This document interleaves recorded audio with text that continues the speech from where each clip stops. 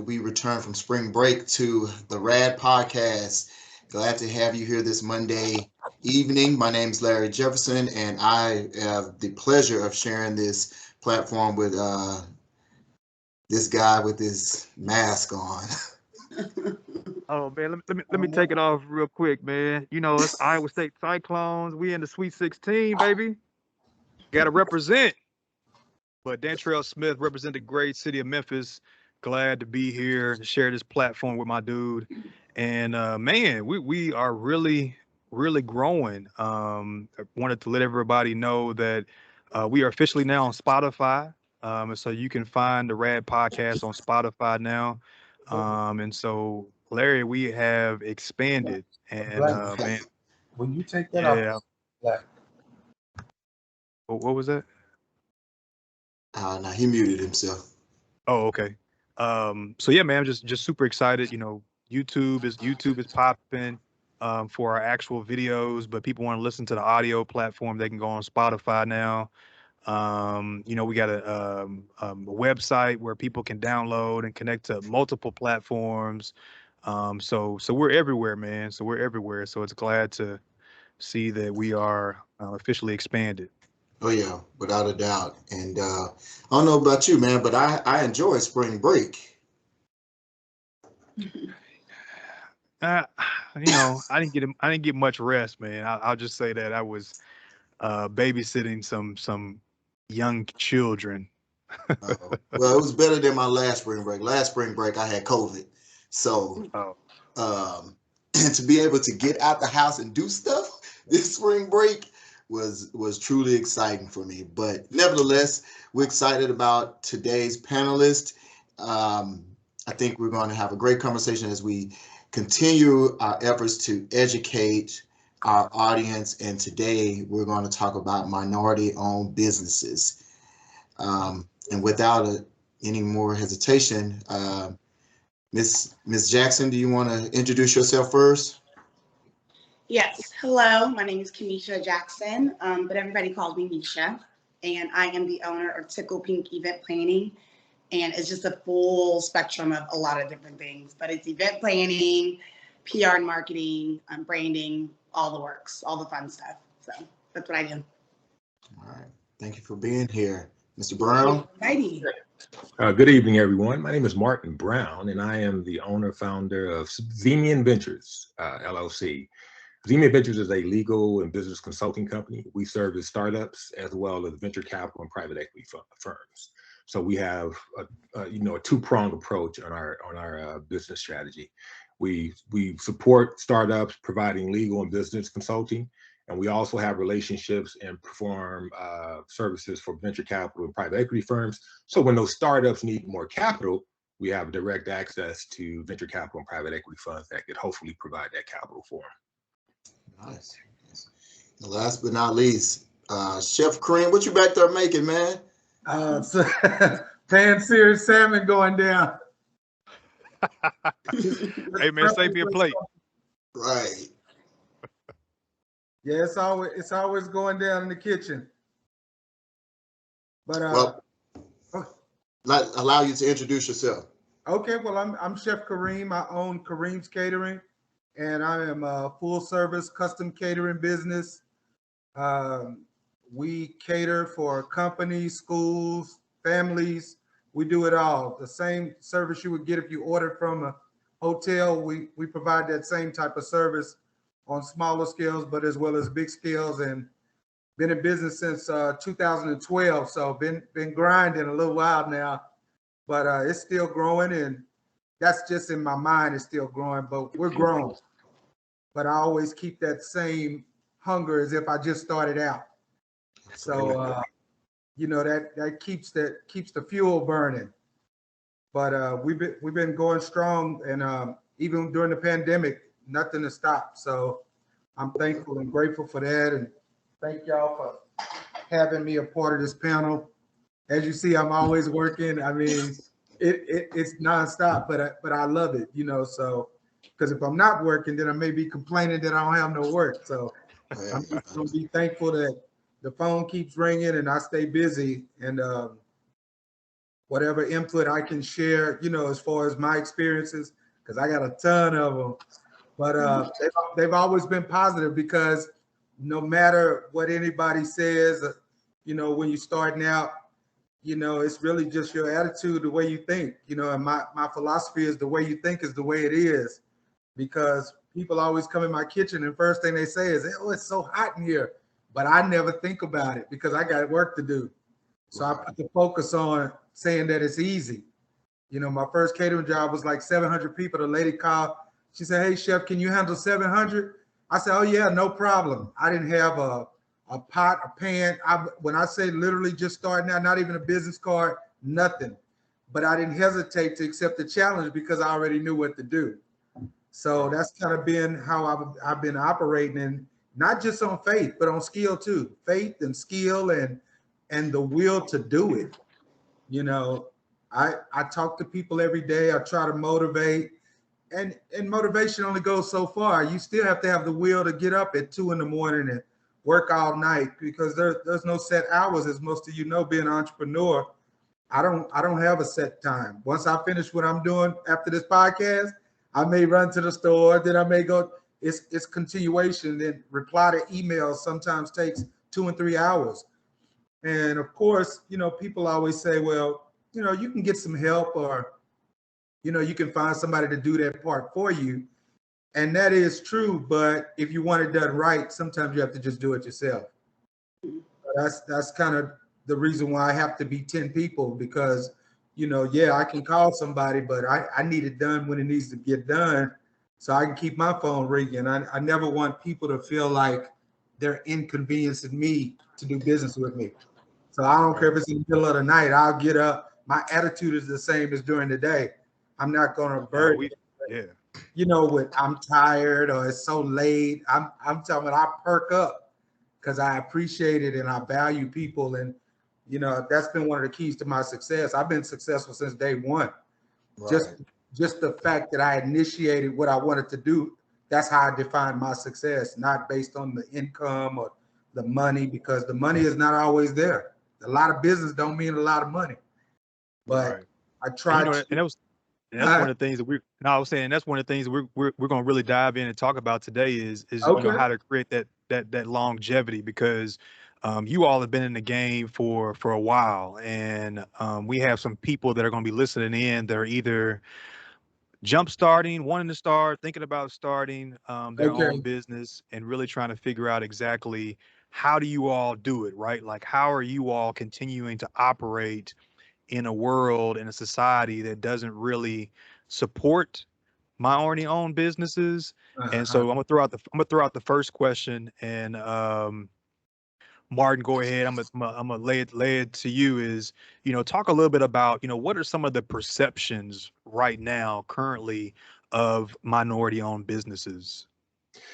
Well, unfortunately, I think one perception that you have from minority and from non-minority communities is that the goods and services from minority-owned businesses are inferior. That's one of the big misconceptions. And, you know, a lot of times that has to do with our ability to grow our business and the vision of our business. And that's one thing I think we as minority-owned business leaders need to really, you know, kind of tutor the rest of the community on, is make sure you have a large vision. You know, it's okay if you want to have a mom and pop store and you want to stop there, but don't just stop there, because that's, you know, your vision is limited. If you want bigger, then imagine bigger and work towards bigger. But one of the misconceptions is that the goods and services are inferior, that I'm not going to get the same quality of work. And you know, unfortunately, some of minority-owned businesses have you know, bought into that misconception and have basically strengthened it, unfortunately. And so we all take the brunt of it, right? It's just like a man who's been in a bad relationship with women. You know, one woman might have treated him bad, but he's gonna take that out on all women. That's right. And so as minority-owned business owners, we kind of fall prey to that. I agree. Nisha? I'd like to jump in and just say he literally said everything I would have said. But I think that we like what I've noticed in the entertainment world and like the PR world and all that stuff is like even working with like small businesses like women-owned boutiques, Black-owned women-owned boutiques. A lot of women will come in there with their noses up, whether they're going to spend $20 or $2,000, and automatically think like they're expecting bad service if they see that it's a Black-owned business. And but then they'll go to Gucci or Prada or whatever, a bigger company, and they make one little small hiccup and it's not a big deal, unless it's race related, unless they feel like, oh, they saw that I was Black and they didn't greet me or something. But I've seen it firsthand because I like a lot of boutique shopping. This is actually a boutique, Black-owned business boutique. And they make one small hiccup and the women are like, I need to see the owner. I need to see the manager. And it's because it's Black-owned. And I don't know why we're so hard on ourselves. That's like my biggest thing that gets on my nerves. It's my biggest pet peeve is that, if it's a small mom and pop or a Black-owned restaurant, I just feel like they always go in there looking for something to complain about. And I just wish that we were more supportive of each other and not do that. So. I agree. 100%. And then from a catering perspective, the funny thing is I've been able to see both sides of the business. So I've worked for two of the top chefs in the world, Wolfgang Puck, Charlie Palmer. They're master chefs, have restaurants all over the world, but they're not cooking. It's people like this in the kitchen that's doing the work. So I know the quality, I know what's expected, and I know their level of delivery. And I always make sure that I come in above that. So it's almost like you have to constantly prove yourself. And it's not a bad thing, because I have customers right now to this day that have ordered for me for 8 to 10 years that may have a group come in and they still want me to do a tasting. Now, for the chefs that I work for, they would be insulted. But for me, one of the things that I had to learn starting out in business, just period, is humility. And once you learn to humble yourself, even though it is an insult to ask a certain level of a professional, no matter what the field, to ask them to perform something that's like asking me to make you a cheese and cracker tray.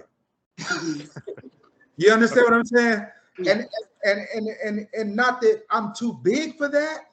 I can do it, but you can go to Albertsons and get that. Right. So when they know that it's a Black business, sometimes people are looking at you with a microscope. But I've just learned to exceed the expectation to eliminate all of the doubts. So every time that I take on a job, it's my goal not only to make it successful for the individual or company, but also for myself. You understand what I'm saying? Because you do come in with this, this microscope that you may not be as good. But like I said, I've already worked for some of the best, and they're not even that good, but they have the name. And see, people don't know. They once they know you own the business, the expectation is kind of wavers. Right.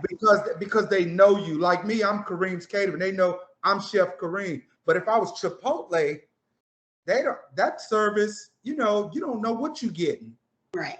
But once people know it's your business, then a lot of times this is where, they don't really know what to expect. That's why I've learned to stay behind the scene. Not that I want to shy away from my success, but a lot of times you can be more effective being behind the scene instead of being out front, if y'all understand what I'm saying.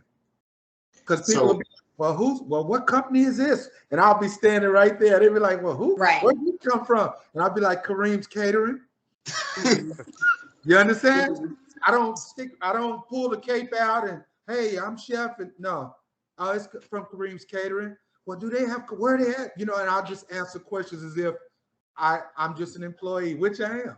Yeah. So with you saying that, and I'm just thinking about our next question, why do you think it is that with minority-owned businesses, individuals come in and they're looking for discounts or something free or cut them a side deal? Why do you think people feel so comfortable shortchanging minority-owned business, whereas they wouldn't go to Papa Do's and be like, No. "Hey, what y'all giving out free?" Or Exactly. they wouldn't go to the Dallas Convention Center and be like, "Hey, can y'all plan this for me and Right. give me a discount on it?" So why do you think people Yeah. are more comfortable doing it to Yeah. minority-owned businesses? Let me just jump in. Well, one of the reasons I believe is because, you know, we come from a culture to where we always want the hook up. We want the connection. And once we relate to our people, we feel like, well, hey, they're gonna hook me up. I'm black, you black, even though they may not be thinking it subconsciously. It's just a custom, I should say, that we always expect a hookup when we see our people.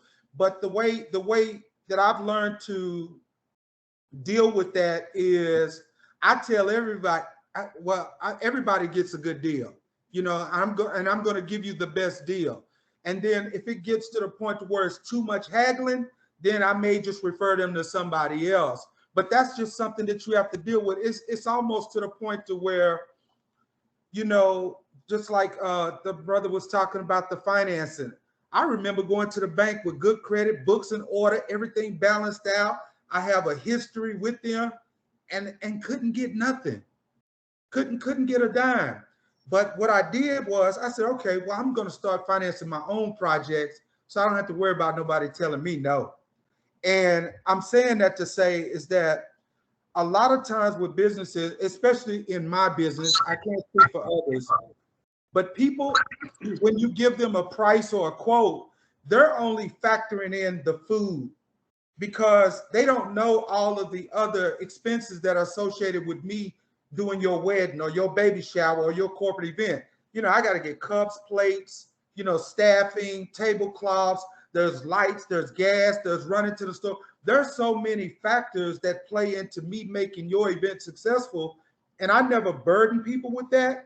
But I think because people don't know is one of the reasons to why when you shoot them a price that they feel like, wow, you know, or is, can we get a better deal? Because they don't know all of the responsibilities that's associated with the quote that you gave them. Would y'all agree with that?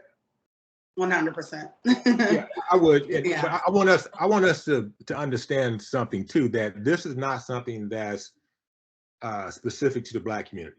And, That's and I'll true. say, I mean, I'm not a preacher. I'm not a preacher, but you know, even Jesus said, you know, in Mark 6:4, you know, a prophet is not without honor except in his own town, among his relatives, his own home. So that's it. Even when we're in our own community, we tend to have to deal with these types of issues, right? Because of familiarity. They know us, right? Oh, I knew Martin when he was 5, and so how's he gonna come back and charge me $700 an hour to do this? That's right. And so, if well, because of my experience, my education, and the value that I provide to you, I think, and Kareem, I think you said you touched on it. The most important thing that we can do as minority-owned businesses is provide excellent value to our customers, because that speaks volumes. They will, Vimy Adventures has been around since 2006. My litigation practice has been around for about 3 years. And every single, and we're flourishing, but every single one of my, I don't want to say every single one, but I would say easily 90% of my customers have come by word of mouth. That's right. And that's been because of the quality of service and value that I provide to my clients. So, you know, and even working, and I work with Jewish communities, I work with Asian communities, and they suffer the same, you know, Asian-owned businesses, they have to deal with these same issues in their own community. Right. But you know what? Everybody does the same thing. So I mean, I know we're touching on the Black community, but no, we're not touching on the Black community. That's why specifically we said minority. Right. Amen. Yes. But let me just say this. I cook from the hood to the high rise. Everybody wants a good deal. Everybody wants a deal. So, but more so our people, like you say, they'll go to Papa Do's, they'll go out, they'll spend $100, $200, have drinks, won't blink, won't think nothing about it. And then you come in with your reasonably priced offer, and it's almost like you have to, you know, go all this back and forth. I just don't do it, you know, and I'm as fair across the board as anybody can be, because I'll do your event for nothing if you don't have nothing. That's the type of person I am. But I'm not going to tell you that. But if you didn't have anything, I'm in a position to where I could do it if I choose to. But I also got to keep in mind, I want to keep the lights on too. So I try to be as fair. I don't try. I'm as fair as I can be. And, you know, you just have to live with it because some people are just going to be cheap. At the end of the day, some people are just going to be cheap and have plenty of money. Yeah. Yeah. So, Misha, how does that impact you in the entertainment planning world? For me, I'm just like what Chef said. I'm at a place in my life, and it's not like tooting my own horn, but I'm not like, I started my business in my early 20s, and I've been doing this for a long time. So there was stuff I put up with in my 20s as I was building my brand, and there was no social media. It was all word of mouth, guerrilla marketing, all that. So I did a lot of bartering. I did a lot of, you know, free work pro bono because I had to. But now I'm at the space where it's like it's offensive for someone to question my price. My price is my price, and not all money is good money. I'm not in any desperate need. So I'd rather send you over to somebody who, you know, who can accommodate for that rate. But for me, a lot of it's like I do celebrity bookings. And so I just know my markets, and Dallas is really cheap in the black clubs. So, you know, if it's like somebody like Meg Thee Stallion and she wants $100,000 for a walkthrough in Houston or Oklahoma or Miami, no problem. The promoters and the owners are gonna like whatever. My rates included, whatever. Dallas, they're like 100,000. We want somebody to $5,000, and it's just like they want you to like finesse that. There's no way I can finesse that. I'm dealing with, like he was saying, the artist. You're dealing with road manager, tour manager. It's not just 9 times out of 10. It's not even the artist. You're dealing with everybody else before you even get to that person. So everybody has their fee. So I'm just like, I'd rather just deal with people that I know that are willing to pay, because I don't have time to nickel and dime and go back and forth of what this price is. I just don't have time in a day to do that. So I deal with it all the time in the entertainment industry. It's annoying. so let me ask you this question, Misha, and feel free, you know, others to answer as well. But Misha, what are specific challenges that you feel minority-owned businesses face that a lot of people really don't know about? Like, I know we talked a little bit about individuals trying to come and look for the handout, right, or question the price and quality of your work. But what are some additional challenges that we as listeners didn't even know minority-owned businesses have to face or are currently facing?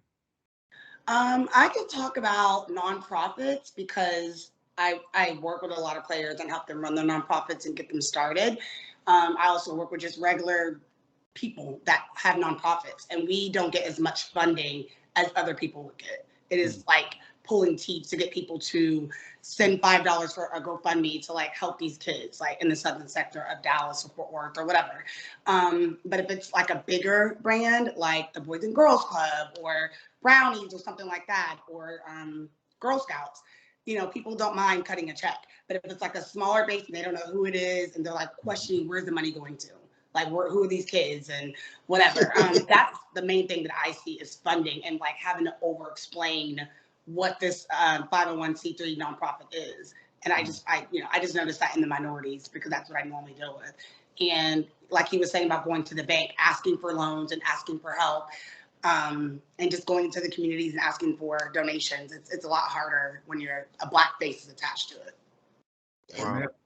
From what I've experienced. Yeah, and from what I've experienced as well. And I can't say whether it was because I was a black business or not. All I know is I met the criteria because I'm one of those people that like to, you know, like when I did work at different companies, I see what the qualifications are needed.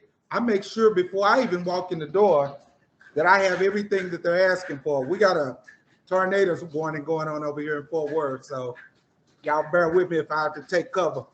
Hey, well, tell me. It's yelling right now. But seriously, so and I even knew bankers personally. So this is how I know, hey, you know, sometimes some of these challenges are there to make you stronger. You know, we just don't know. I don't know. But one thing I do know is that if you allow someone to tell you no while you're building your business or your brand, and you accept that no is just that's it, then you probably won't be in business very long. Because Right. I dealt with a lot of people don't see what I do behind the scene. They just see the display, they see the finished product. They don't Right. see me up 2 and 3 days, all hours of the night, making it happen, doing what it takes, because it's not for them to see. But I can honestly say one of the biggest challenges that I've had, but I've kind of leaped over it. But I've noticed that all of the companies I cook for the most powerful players in those companies, the board of directors, the board of trustees, the president. I cook for them on smaller scales, and I'm thankful for that. But it sure would be nice to get one of those corporate holiday parties, you know, with 5,000 people, or Bank of America's Thanksgiving luncheon, you know, those type of events. And one thing I know, based on the companies that I've worked for before, some people prefer to spend certain types of money with certain types of people. That's the best I can explain it. When it comes to large, because in my business, I don't have to do a lot of business to make money. I can do one event that pays really well, or I can do 40 events that pay the same equivalent. But the events that really have the nice, sweet budgets, like she say, where money really is not an object, they are real particular about who they give that business to. Right. I'm serious. You got to do some major networking, and you may even spend a lot of money. You gotta connect with the right people, and sometimes even that's not good enough, because everybody has their favorites. You know what I mean? And everybody likes to spend with who they want to spend with. But the best thing that I've been able to do to overcome all of that is just keep it moving. Yeah. Keep moving and keep knocking on the next door. Go ahead, Martin. Well, you know, one of the reasons why we deal with that is because, like, most minority-owned businesses are ran by 1 or 2 or 3 business owners, shareholders, whatever. That's and right. a lot of times, these companies that are looking to hire minority-owned firms, they want to make sure that that firm has the resources, right, the size to service the deal, because they don't want to be just, they have to answer to someone as well, right? So, Chef, if they ask you, hey, can you do a a 5,000 people catering deal, they want to make sure you have the resources to handle that, because they don't want you on the day before saying, I can't do it. That's right. So, and a lot of times, and I deal with that even in my law practice. I've had general counsel of Fortune 500 companies come out, especially when I was a baby lawyer, you know, ask me to do a mergers and acquisition deal, you know, $20 million or $150 million M&A deal. But because I was by myself, and even though I knew I could do it, they were concerned about my capacity to handle that large of a deal by myself. That's right. And so what I've learned to do, though, was when I've had those types of deals, I've learned to syndicate it, right? I've learned to go out and talk to other minority firms and say, look, here's an opportunity for you to make some money. I have this big M&A deal that I need to do.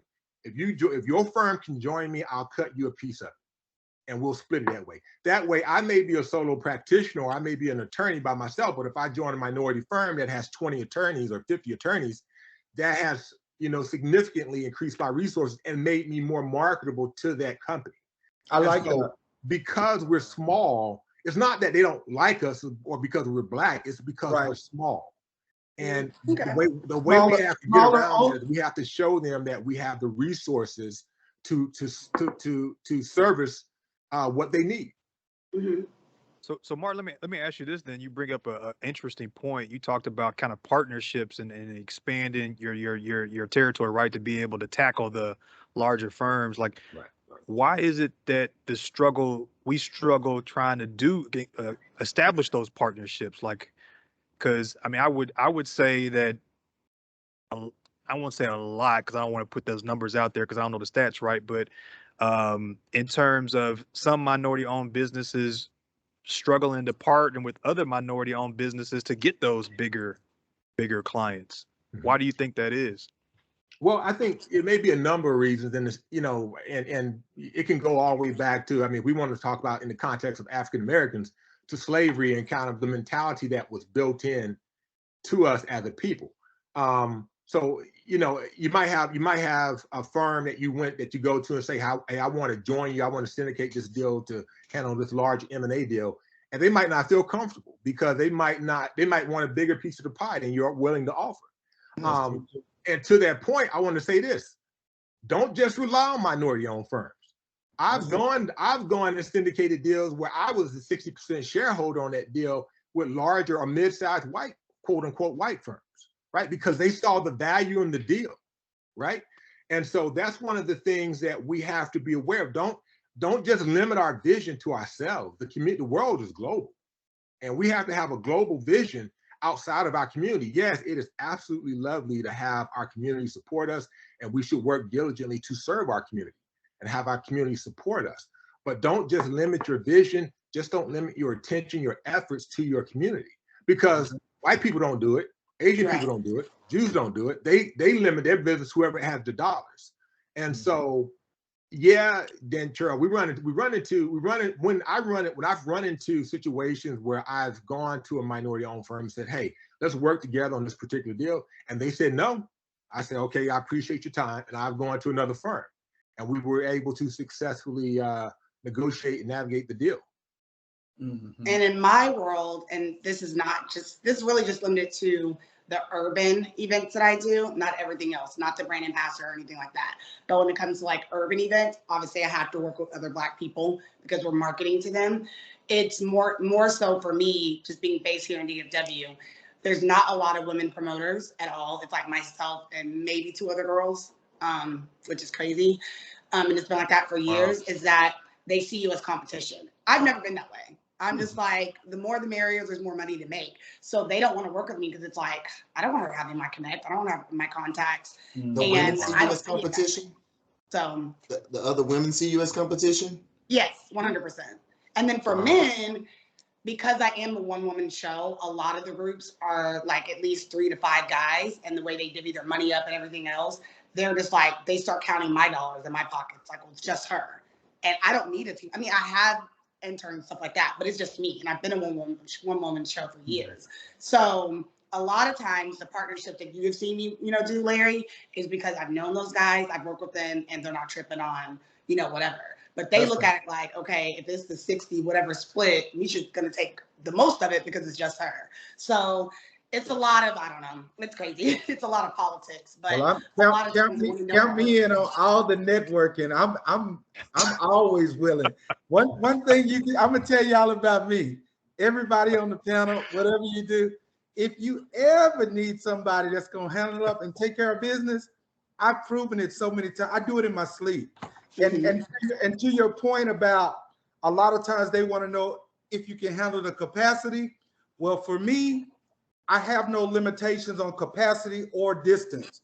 And I do that as well. But one thing I have noticed, if I'm going to partner with anybody, they're going to have to be at a certain level too. And what happens is, like you said, dealing with the reason why some people have these perceptions is because somebody didn't do a good job. And they just take it out on everybody. But, there's nothing we can do about that. My main focus in what I'm doing is to fulfill everything that I set out to do. Because a lot of times people always say, well, it's so nice you found your passion and, and you got your passion. But for me, honestly, cooking is not my passion. My passion is just to be successful and to be happy at whatever it is I'm doing, and to add value to other people. Whoever I come in contact with, I want to bring value, and I want to leave with some value, so we can both benefit. And that's how I live. So again, I'm open for any partnerships. Okay. So let me ask this. Let me ask this. And one of the things I will share with other entrepreneurs, since they listening in, was the defining moment for me. When I work for other people and they are at such a level, or whatever the level they place them at, but yet they're contracting me to do the work for them, that was my little bell ringing out. If I'm good enough to do it for them, surely I can do it for myself. And from that day forward, I've just never looked back. Because like I said, if you call yourself one of the best or you're the best, and I'm working with you and you're trusting me to, go out there and represent your brand, oh yeah, I can do this for myself. So again, y'all count me in. Don't forget, Larry's got my information. I got it. I'm serious. I just wanna make my grandmother proud, my mother proud, and make myself proud. That's all.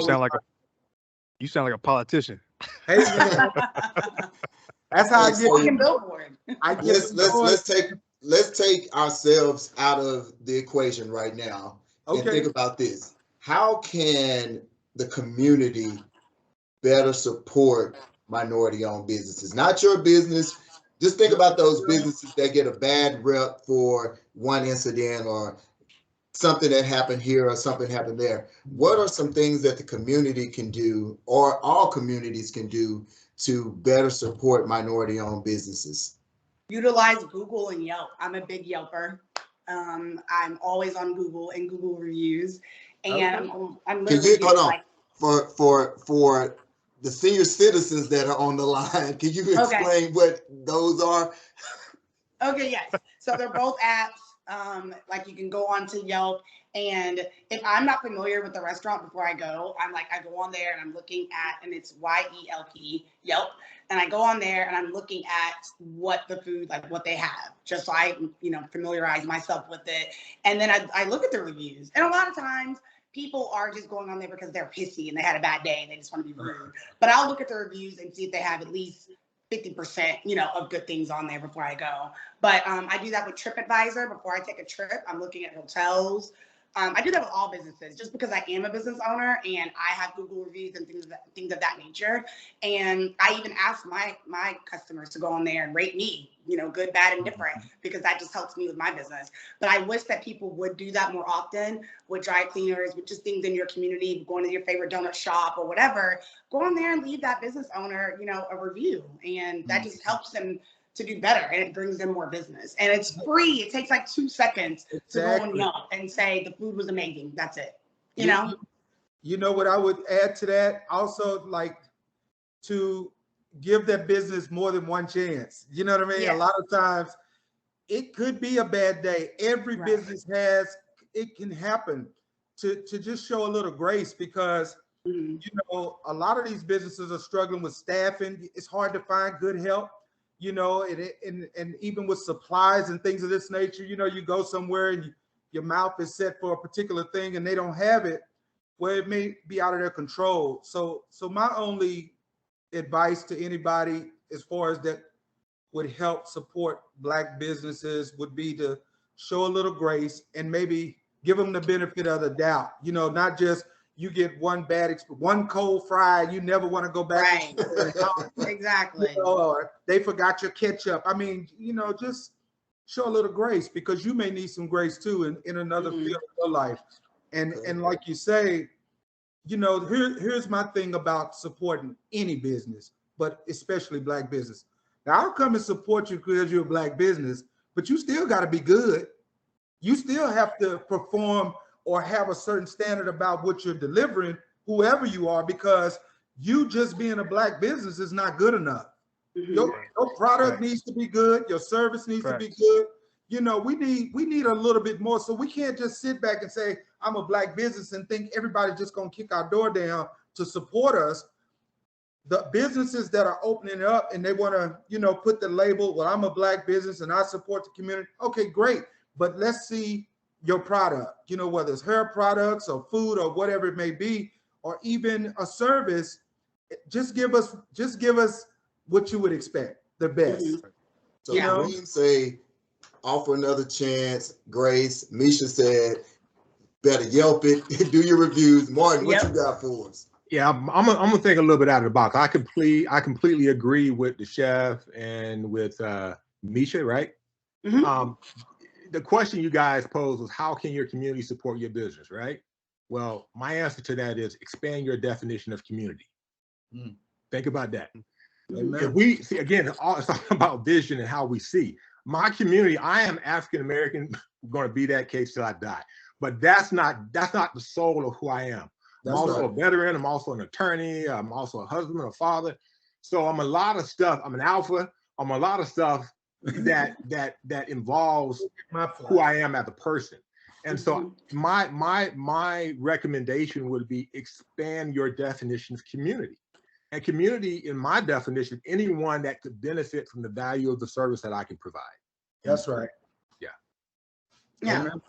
Add one more too, just because I'm, a social media person. So definitely even just going on social media, because what I've noticed is a lot of people will, wear their outfit and they'll tag Prada or whatever. But when it comes to a smaller business, they're like, I'm not tagging her. I paid my money to buy the outfit.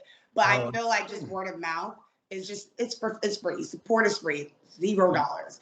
Just, you can put it on your story, put it on your Facebook, whatever. If you bought a pair of shoes or you bought chef's food or whatever, yes, you did do them a service by paying for it, but what harm is there if the food was good and you shout them out? You know what I mean?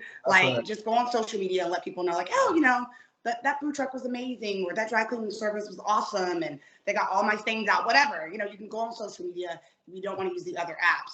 The older generation, they love Facebook. Just go on Facebook and say that, wherever you went, they treated you well. So I don't know. It's all free. So That's right. support is free. Trey, you want to open it up to the guest? Yeah, let's go ahead and go to the audience real quick before we close this out. Does anyone have any questions?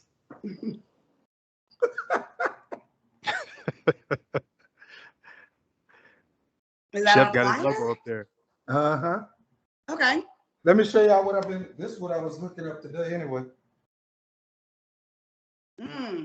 Going down. Let's see. Do anybody in the audience have any questions before Dantrayl closes us out with his quote?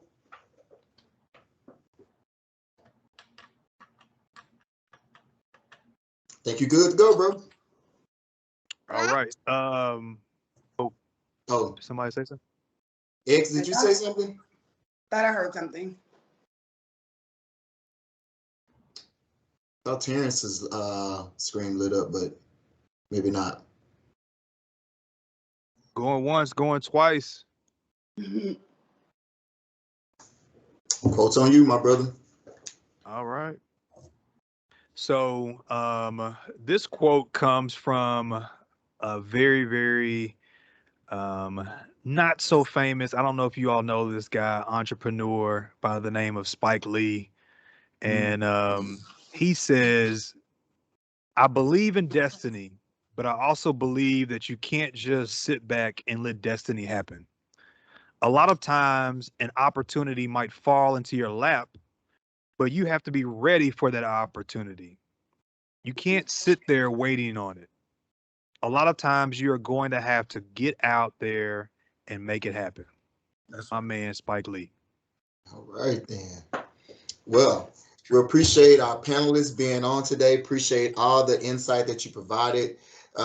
Misha, we're going to start with you. If you want to kick out some information about what you do, who you are, how people can get in contact with you, the floor is yours. Okay. My handle is Misha, MESHA _08. That is my Instagram. The best way to contact me. I can't add any more people on Facebook. So that's the best way to contact me. My email address and my website is linked in my bio. And I am an event planner here in Dallas. I've been doing it for 20 plus years. And I do events, special events, whatever you need, concerts, shows, whatever. And then I also am a brand ambassador, but I also help you with your own branding, PR, and marketing as well. So anything entertainment, I got you. Appreciate you. What is it again? What's the Instagram again? Misha _08. So M as in Mary, ESHA _08. And to clarify, the 08 is when I left corporate America. Appreciate you clarifying that real quick. Yeah. That's tornado alarm warning. Okay. Mr. Brown. Sorry, y'all. Yes, Vemian Ventures, legal and business consulting. I'm sorry. All of my contact information is at Vemian Ventures, Facebook, Instagram. The best way to contact me is my email is m.a.brown@zemian, ZHEMIAN.com.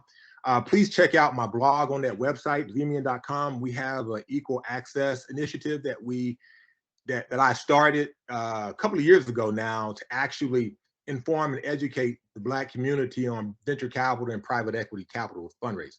Nice. So, and it's an initiative where we have what we call an ACE program, which is an aspiring community entrepreneur program that's directed towards the community. So check us out.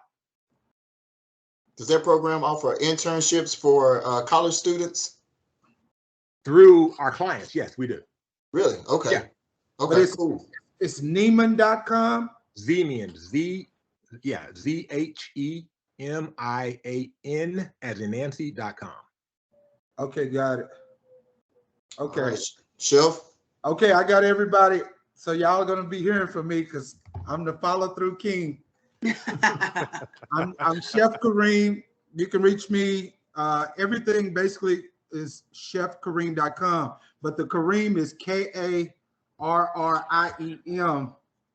Chefkareem.com. Bring it down some.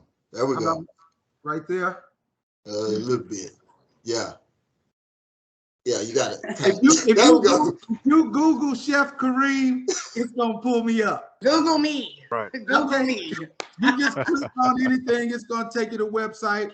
But seriously, Chef Kareem, full service custom catering, special events.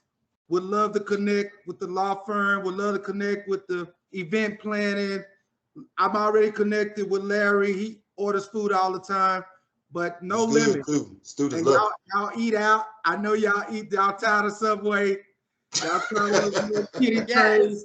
Come on, get some of this good, delicious food. I'm talking about homemade. You know, once I cook for you, we family. That's it. That's what's up. Yeah, Appreciate we gave an award. Well, I'm gonna give everybody a deal. Okay. Right. Yeah. But seriously, all occasions, waiters, bartenders, I'm telling you, you would never know where it came from. You think it's from a high-end hotel because I know what they give you, and we blow that expectation out the water every time.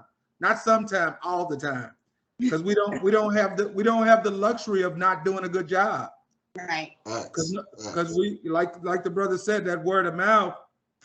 If you don't do a good job, 100 people came to your event. That's 100 people talking about you. But we want to. But my mother always say this: a good word is worth its weight in gold. So I always make sure people have something good to say. They don't have to say anything good about me, but they're gonna say something good about their food and service. And a lot of times I can get in the conversation too. Yeah. There we go. But thank y'all. You got anything else? You said what? I said, do you have anything else? I was going to just add, man, that appreciate you all coming on to the show. It means a lot. As always, we support you, and we ask that you continue to support us, spread the word about the podcast. But next week, you all don't want to miss. Next week, we got a treat for you. As we talked about this semester, we're building on each episode. So now we're talking about minority-owned businesses, but we're going to actually start talking about the workers, right? So this whole influx and out of flux of individuals coming in and out of the workplace. So we're going to talk about the multi-generational workforce next week. And so give you a little preview. I'll say this and say that each of these generations has unique expectations from their professional lives. They bring in different life experiences, voices, skill sets to a company. But how do you maintain the difference? Ooh, you just don't want to miss it. Make sure you check us out next week. It's going to be a treat. All right. Until then, be safe. Have a safe travel home if you're out on the roads, and have a good Monday.